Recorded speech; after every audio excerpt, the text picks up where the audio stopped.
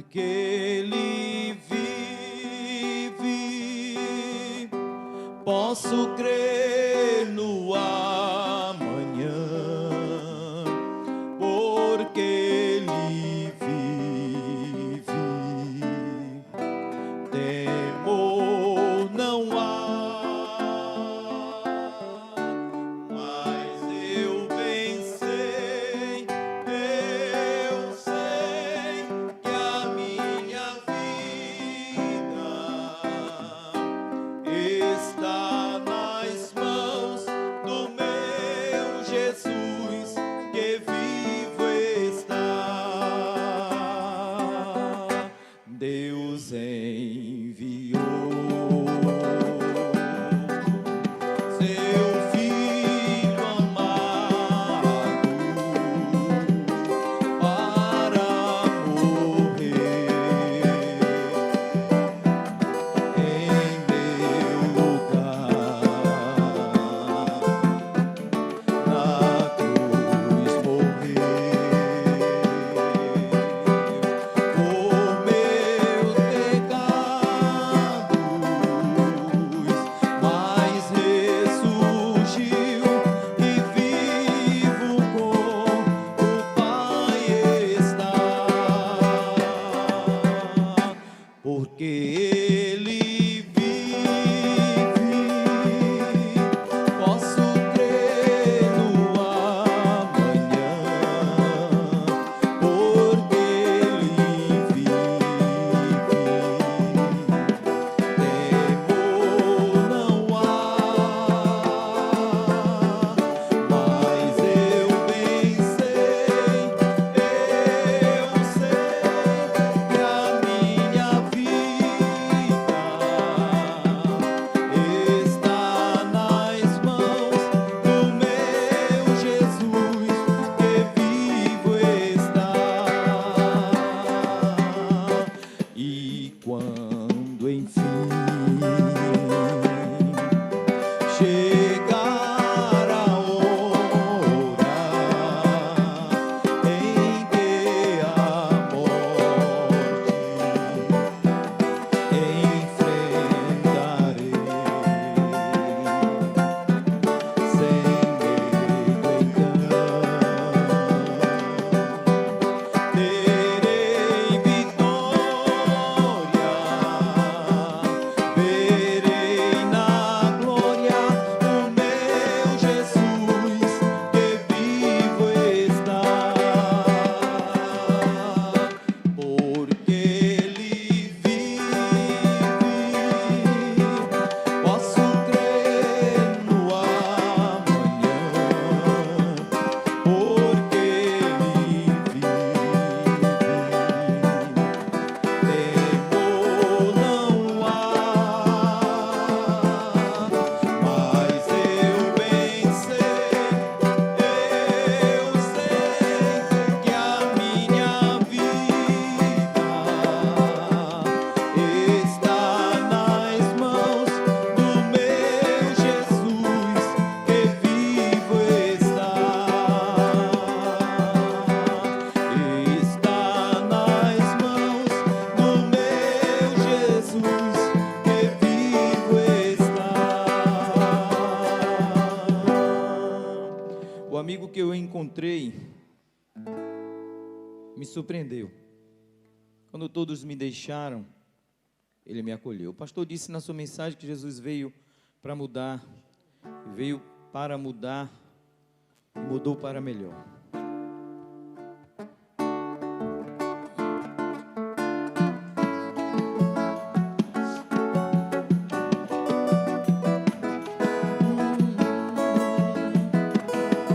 O amigo que eu encontrei me surpreendeu. Quando todos me deixaram, ele me acolheu.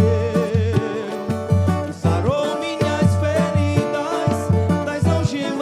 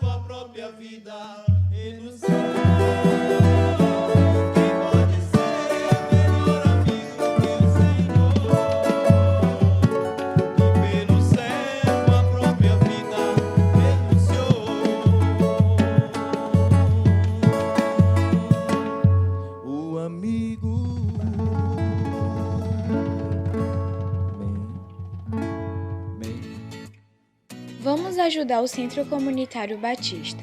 Cadastre o seu CPF no site que está aparecendo aqui embaixo e indique o Centro Comunitário Batista. Toda vez que você realizar uma compra, peça no caixa para incluir seu CPF na nota fiscal. Com isso, você estará ajudando o Centro Comunitário Batista e concorrendo a prêmios Nota Premiada Bahia. Você que ainda não fez o seu cadastro, pode ir no Centro Comunitário Batista.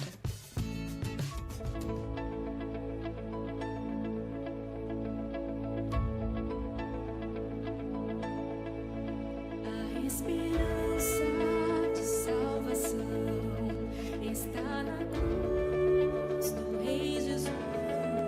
Por sua graça encontro paz e ao perder por vida atrás.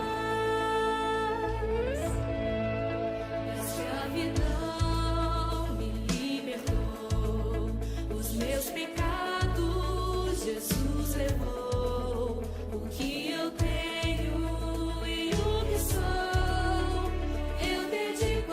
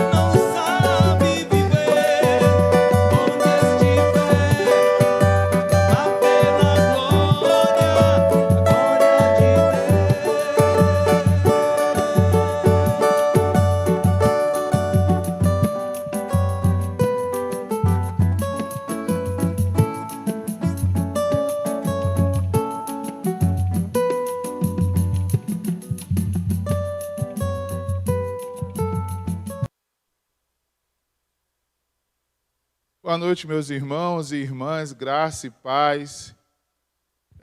Esse é o domingo atípico, como os irmãos estão percebendo. O nosso culto foi gravado, nós fizemos uma montagem, mas a mensagem é de hoje. A mensagem é feita para você hoje, dia 15 de novembro de 2020.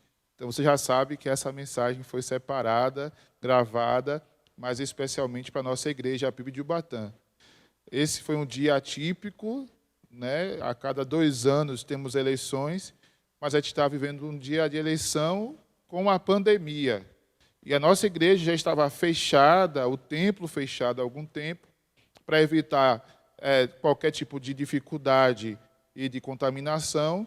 Mas, além da pandemia, hoje é dia de eleição e a nossa cidade ela se envolve com a política, com a eleição, de uma forma muito entusiasmada. Então, para nosso bem e conforto, nós resolvemos gravar com antecedência a mensagem, porque entendemos que em casa, onde você está, mesmo que não seja hoje, no domingo, ou possa ser outro dia, você possa também se alimentar da palavra de Deus. E sem demora, eu gostaria de retornar a um texto que nós pregamos, nós lemos e refletimos no último domingo, que é o texto de Lucas, o capítulo 24. No domingo eu cometi um erro, eu quero começar corrigindo esse erro. Eu disse que os discípulos eram anônimos.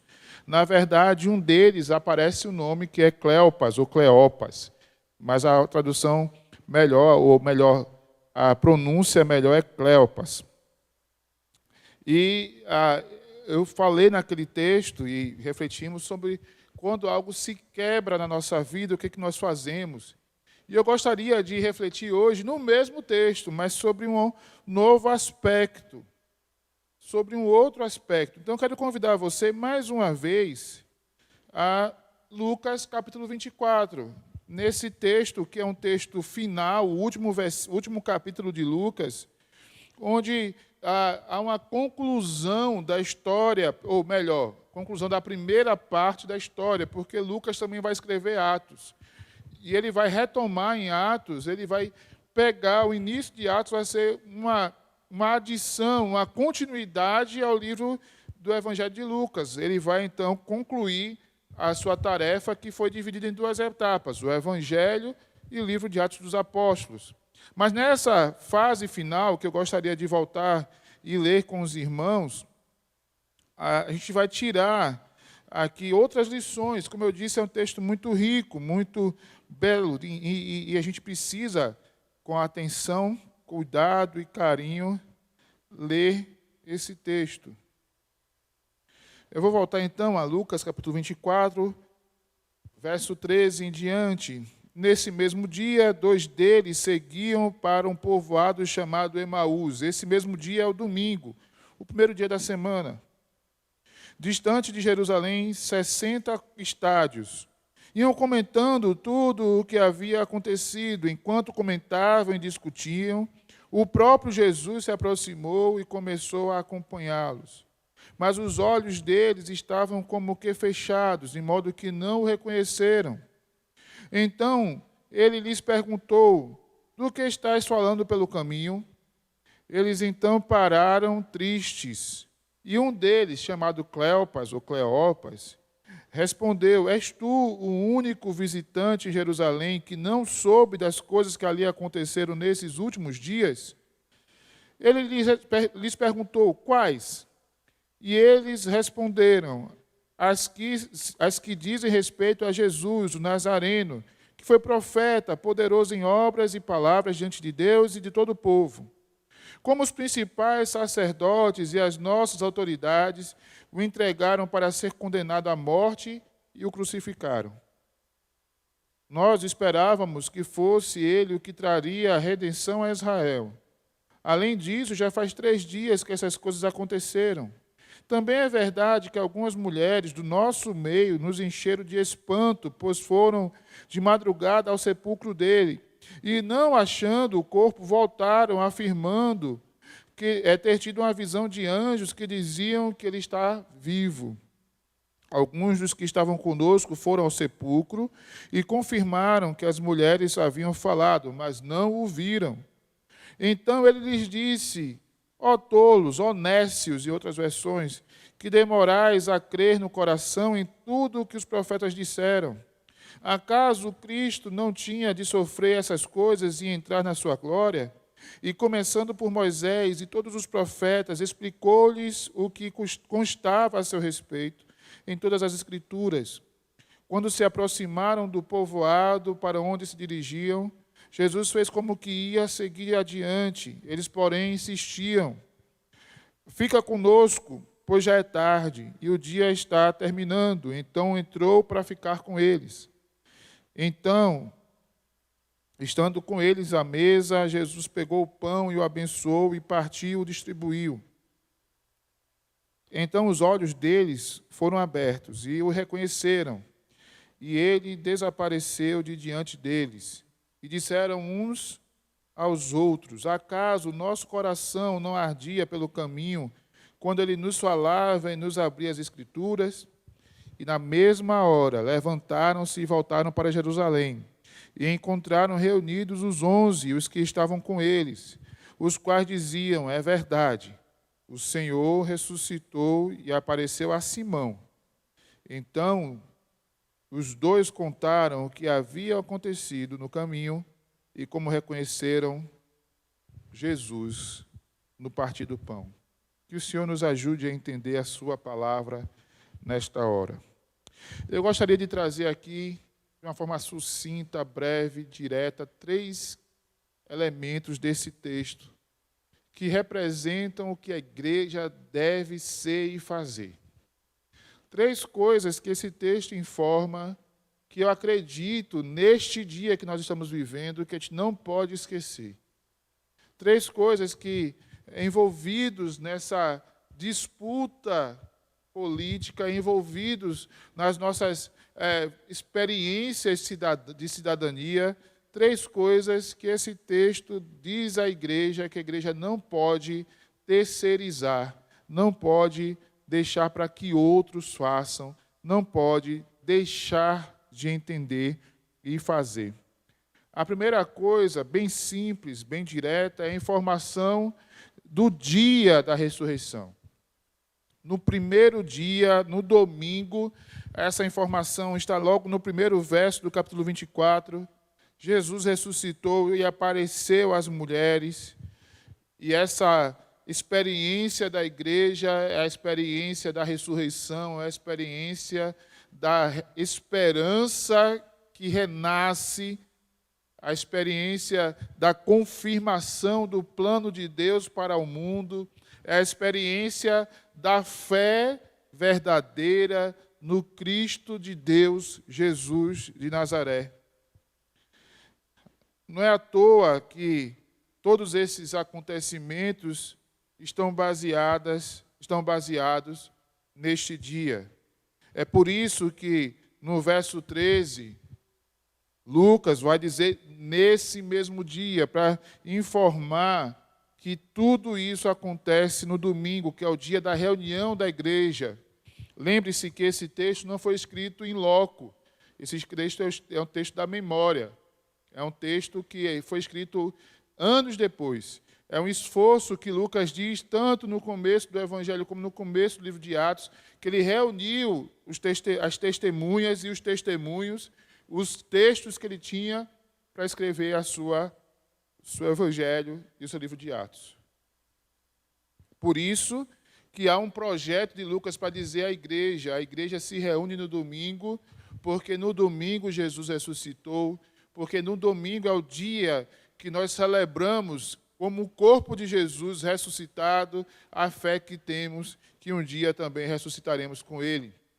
Muitas vezes, o domingo é o dia que a gente celebra outras coisas. Hoje, por exemplo, eu entendo, e você entende, que a movimentação impediu que a gente se reunisse.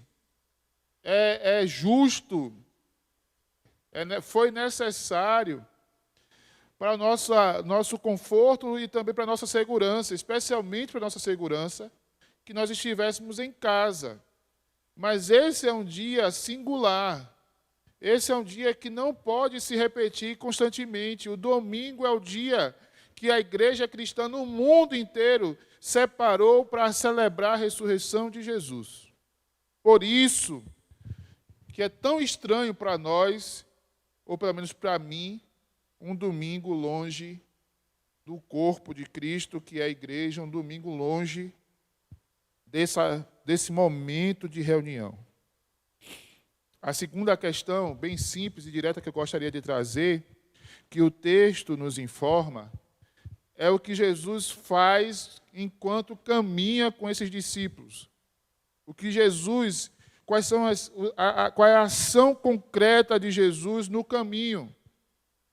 Jesus vai interpelar esses discípulos e pergunta o que eles estão conversando, e os discípulos dizem: estamos conversando sobre as coisas que aconteceram recentemente. E Jesus faz uma pergunta bem simples: quais coisas? Quais? É a única palavrinha que ele usa. Quais?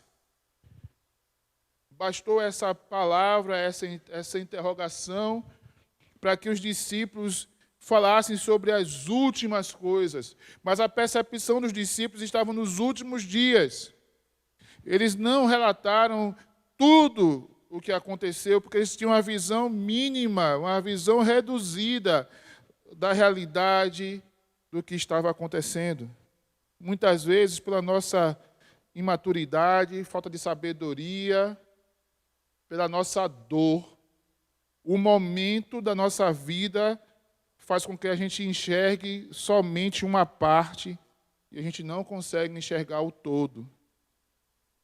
A gente não consegue perceber a ação de Deus no todo.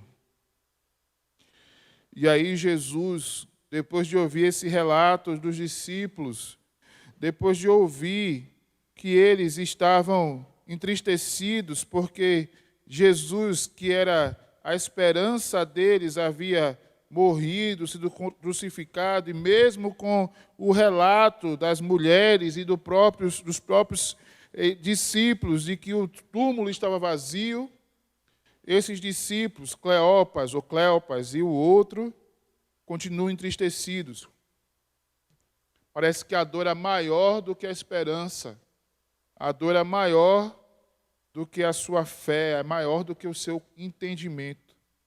Então Jesus faz o que a igreja deve fazer. Jesus expõe as Escrituras. Jesus vem de Moisés até os profetas e ele vai dizendo sobre a lei, os profetas, sobre tudo o que haveria de acontecer. Jesus está dizendo assim: vocês estão olhando só para os últimos dias. Vocês não estão percebendo que há uma caminhada, uma história sendo construída pela mão de Deus, através do poder de Deus, e que hoje se cumpriu aquilo que estava proposto, descrito, preparado por Deus para este tempo.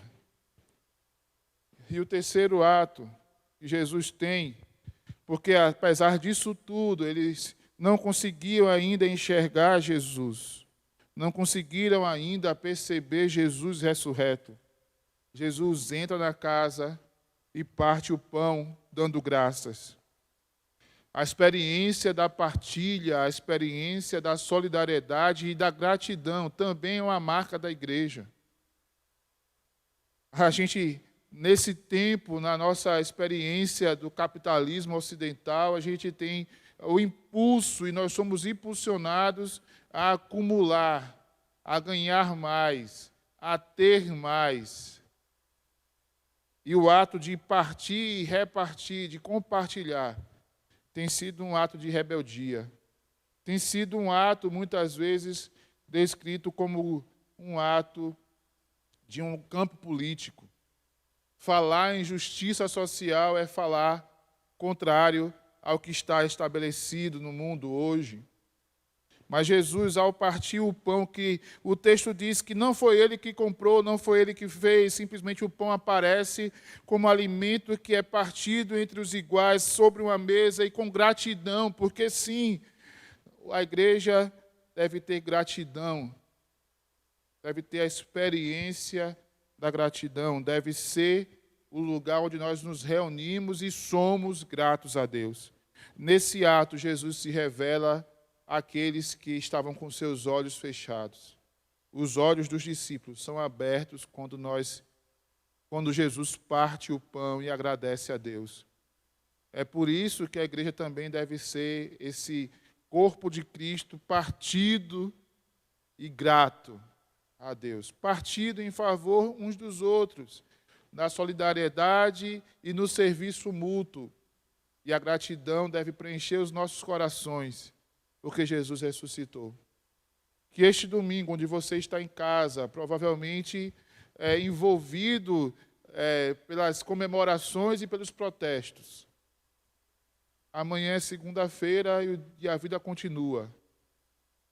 Mas que este domingo, que é um domingo atípico, você possa também lembrar de que ele é o dia do Senhor, que Jesus ressuscitou, que a sua palavra deve ser exposta, deve ser ensinada, e que nós devemos, com gratidão no coração, partilhar o que somos. E isto é ser igreja. Que Deus te abençoe, meu irmão, minha irmã. E até quarta-feira, não se esqueça de se inscrever até quarta-feira à tarde, através do WhatsApp ou da ligação aqui para a secretaria, se inscrever para o culto de quarta-feira, onde será o início, nós teremos o início da quinzena da MCM. Eu aguardo você na quarta-feira. Um ótimo início de semana. Deus te abençoe e até breve.